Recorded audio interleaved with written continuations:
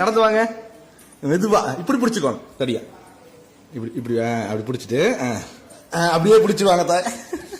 ஐயா ஐயா வாங்க மெதுவா வாங்க. ஐயோ ஐயோ கீழே ஊனுங்க தடிய. கீழே ஊனிட்டு வாங்க. 1065 தடி ஊனிட்டு வாங்க. நீ கால் வச்சுக்கோ, கைனமா வச்சுக்கோ. மெதுவா கண்ணே பிடிச்சு